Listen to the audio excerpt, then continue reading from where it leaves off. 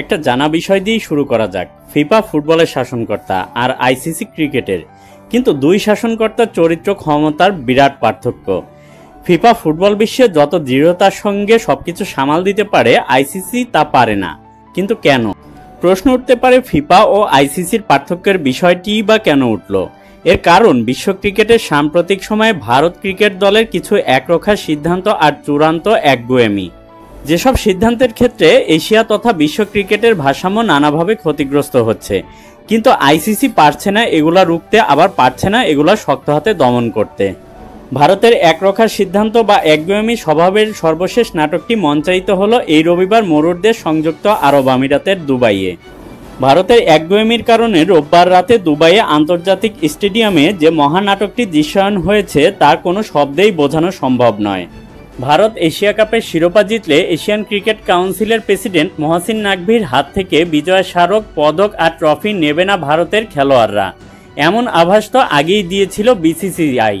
সেই নাটকের শুরু হলো ফাইনালের শেষের পরপরই। শেষ হলো প্রায় 2.5 ঘন্টা পর ট্রফি ছাড়া বিজয় মঞ্চ ভারতের খেলোয়াড়দের উদযাপন দিয়ে। ভারত এই একগুঁয়েমিটা শুরু করেছে মূলত রাজনৈতিক কারণে। এশিয়ান ক্রিকেট কাউন্সিলের প্রেসিডেন্ট মহসিন নাকভির যে পাকিস্তানের স্বরাষ্ট্রমন্ত্রীও, যে দেশের সঙ্গে কিছুদিন আগেই যুদ্ধ করেছে ভারত, সে দেশের স্বরাষ্ট্রমন্ত্রীর হাত থেকে ট্রফি নেওয়াটাকে সঠিক মনে করেনি ভারতের ক্রিকেট বোর্ড। আচ্ছা, এইরকম ঘটনা যদি কোনো ফুটবল টুর্নামেন্টে ঘটতো তাহলে কি হতো? ধরুন ইউরো চ্যাম্পিয়ন হয়ে ইতালি যদি সংগঠনটির প্রেসিডেন্টের হাত থেকে ট্রফি নেবে না বলে গো ধরত, তাহলে উয়েফা কি চুপচাপ করে সেটা হজম করত? সম্ভবত না।